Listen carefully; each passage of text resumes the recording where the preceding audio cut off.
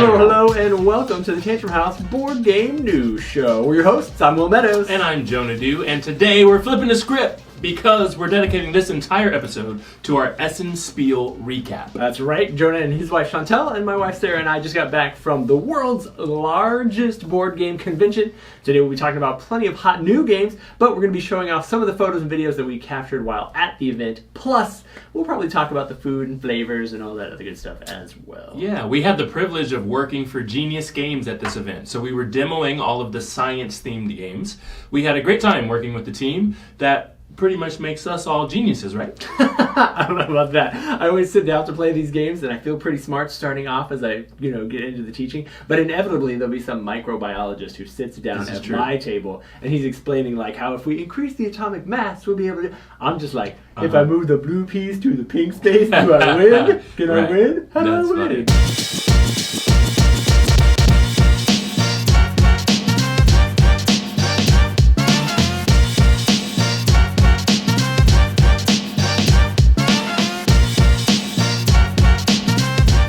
While at the convention, one of the things that we always enjoy doing is hitting that middle hallway. I don't know what it's really called. We gotta preface them. If they've never been to Essen Spiel, they don't know that there's a middle hallway. That's right. There is a middle hallway. Okay. Lots and lots of so many rooms. It's a huge space. Before we talk about the games, though, let's talk about what's in that middle space, which is food. Which is the food. That's my one of my favorite parts of the convention each and every year is going into the middle hallway. It's like full with like food trucks and think like at a fair, maybe like a local fair. Yeah, and stands, and you get to eat all sorts of stuff, and that is what I did. Yeah, absolutely. I enjoyed the like banana chocolate crepes. They make the crepes right there on the big roundy metal hot plate. I had an applesauce crepe. Applesauce with like Nutella drizzle. It was very good. It was very good. I got Chantel to try the bubble tea. Apparently that was a new first for her. Yeah, we have bubble tea, of course, but I don't think she frequents it. So she did try the bubble tea. She wasn't a fan of whatever flavor that you It wasn't a good flavor. Okay. It was a better flavor though than your... What was it? What did you have in London? What was that actually? I had I don't remember. It was not. It was not. It was coconut. It was not. It was like folks like rind. Stick to what you know. Watermelon stick to rind. what you know. Now they also had a potato spiral. It's an entire potato. I watched them make it. It is cool. It's an entire potato that they like put through like a apple peeler thing, spiral cutter thing, and then they deep fry it, and then after they deep fry it, they stretch it and they put all this seasoning on it, and it's very good. But delicious. You eat an entire potato, and much faster than you'd eat a baked potato. Like you just eat it, and you're like, wow, and you're like, yeah, that was an entire potato. Yeah, you're like, wow, that was really good. Hold on a second, I'm full. Yep, whole potato in me. I don't think we went to a bunch of different restaurants. Shout out to our intern Tina, who helped us figure out our schedules for the evenings and make reservations. And we hit some really great restaurants in all over the German Essen area. I don't think we actually ate any German food though. No schnitzel for me this year. Last year I ate a lot of schnitzel and what do they call the sausages? Schnitzel is where I was going. I don't know. No, they call them something else. But anyway, I didn't eat any of that. But big shout out to Essen Spiel for making sure that there are plenty of food trucks available, plenty of places to eat food, because there's so many people. I think officially they said there was 150,000. It was the count for Essen Spiel. Now that's turnstile counting. What does that mean? So really what that means is if you come every single day, you get counted every single day. But there was still a lot of people, and there's food trucks everywhere and all sorts of different things to eat. So while we tried a lot of things, we didn't actually try all of it because there's like no way you can do that. But lots and lots of good food to be had.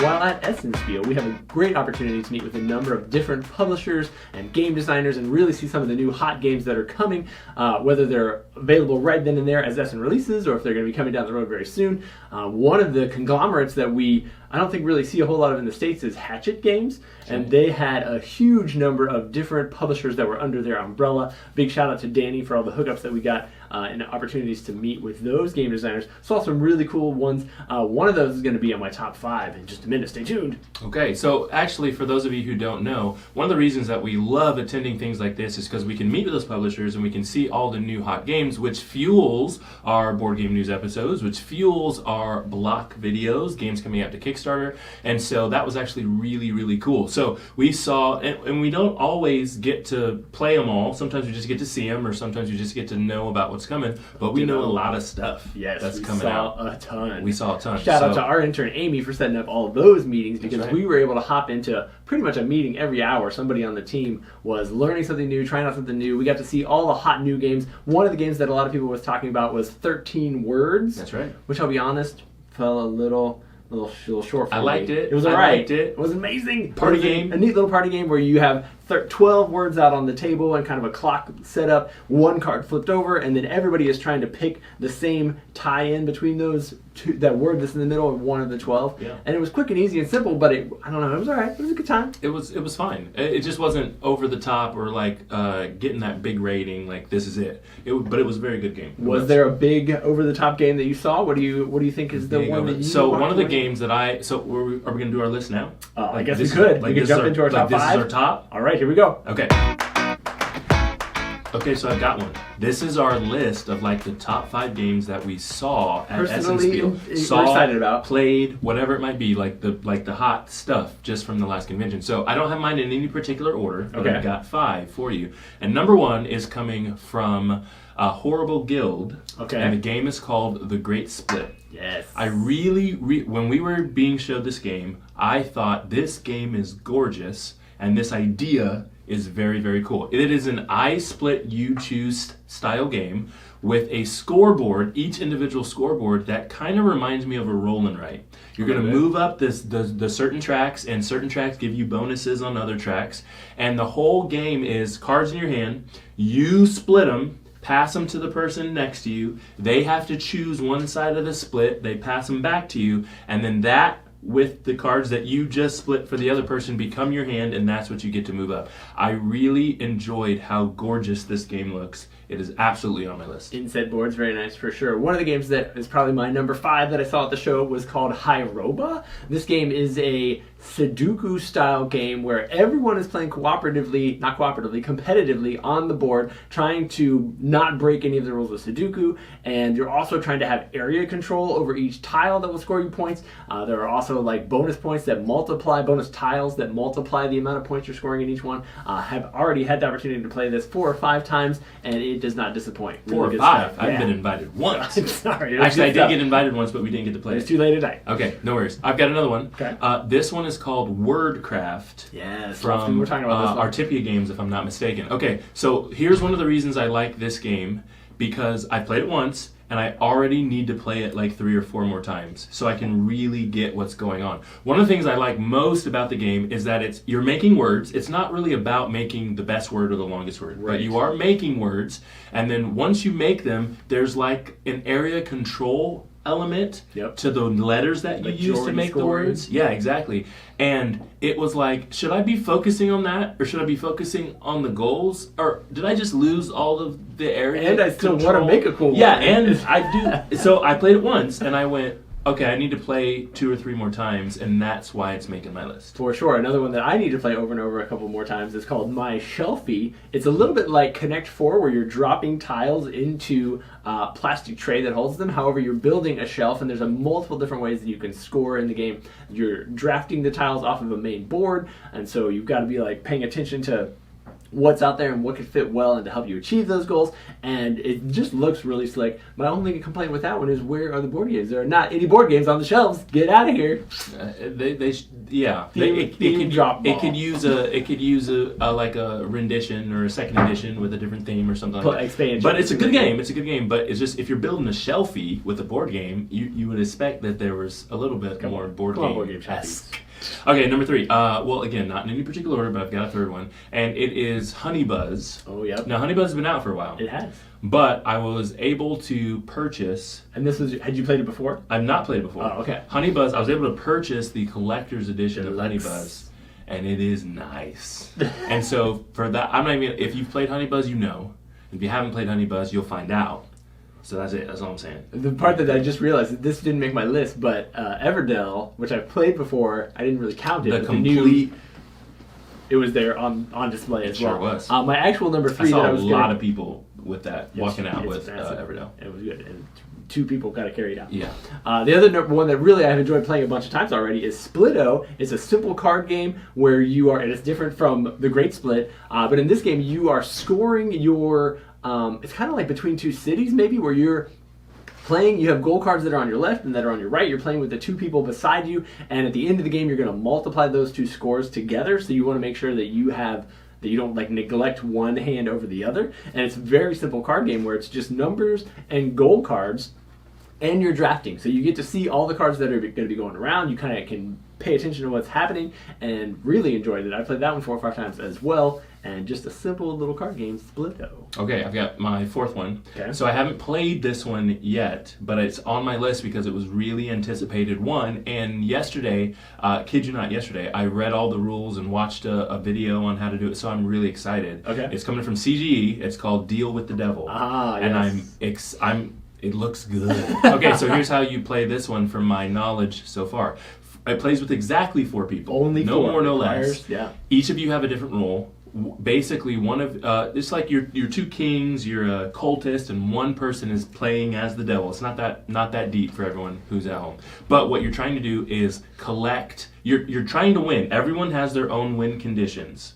And what you're trying to do, there's an interactive app that you use, and it's really cool because you've got these treasure chests that are assigned to you. You get them randomly at the beginning of the game. So like legitimately, you beep it over the app, and they look identical.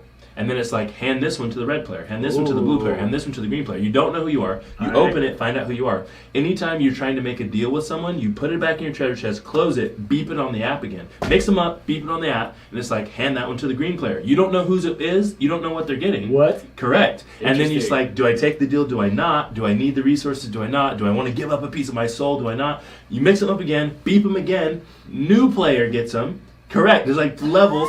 Beep it again, hand them back to the original player. Like, you never know. And so the whole time you're like, somebody in here's the devil. But we don't know who it, and it looks good. I haven't played it yet. I'm going to play it soon. That one is on my list for sure. Interesting. One that is on my list that I haven't played, but I got a cool demo of it, is called Tribes of the Wind. In this game, players have a hand of cards that they are using to try and build out and rebuild the earth. Basically, everyone in the game lives up in the trees because the ground has become destroyed, so you're trying to basically like terraform the earth, regrow plants and things like that. The cool thing about the game is that you have a hand of cards, and each of the cards in the game is played based on what you can see from the other players at the table. So everybody has their cards in racks, and they might have like fire symbols or water symbols on the backs of their cards, and your card will be something like move or take this many actions based on how much water you can see or how much fire the player to your right has. And so you're trying to like save these cards up and hope that everybody else ends up with the cool different cards in their stack,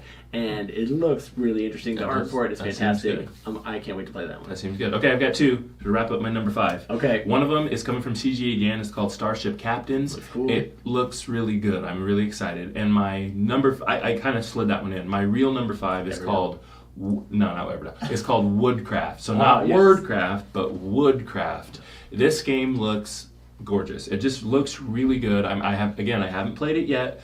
We were able to come home with a copy of that from the convention, so that is on the docket. We're going to get it out soon, which more than likely means you're going to see some content on that on our YouTube channel, but I'm really excited about Woodcraft. Now, honestly, for me, the number one thing that I was most excited about at the entire event isn't even available yet. It's coming to Kickstarter soon, and it's called Unconscious Mind. It's got 2 fantastic illustrators who are working on the game. The game itself is a heavy Euro. It's got a million different options and different ways that you can go on the board. We got to play with the designers of the game, which was fantastic, and it just looks really, really exciting. It's coming to Kickstarter, and in the game, you are basically like a Freudian you are Freud, and you're working with your team of psychologists to help decipher people's dreams and help like heal them and things. It's really neat. I like it. Super cool components. We'll have Kickstarter preview videos of that coming One of my soon. favorite parts of the explanation of that is there's 2 different artists, and I guess some of them did like the conscious dream art, and the other artist did like the unconscious dream art, and I've heard that the art is like top notch in this game. So that is going to be awesome. That pretty much wraps up our episode for today. We have tons of games to show off. We came back with so many from the show, and a lot of those are going to be available to watch us try out on one of our upcoming Saturday morning board game shows. Right. Those happen live on the first Saturday of every month, so be sure to tune in. We'll actually get to see all the components, watch us play some of the games. Should be a blast. Yeah, we're going to put some of the smaller games that are more quicker to play, like on our social channels. So if you're not following those, you definitely should take a look. Some of the bigger games are get playthroughs or their own videos, just depending. So just be paying attention, and we'll make sure that all the games that you need to see are coming, to you. Tons of games coming. Also, be aware that our Tantrum Con event is scheduled. We finally set dates. It's coming February 24th through 26th in Charlotte, North premium Carolina. Badges sold out? They are gone. We've sold all 100 of our limited edition top premium badges. We still have plenty of regular badges left, so go learn more at tantrumcon.com. Come play some games with us. Some of the ones we'll bring all the new ones. That's right, for sure. Remember, you heard it here first.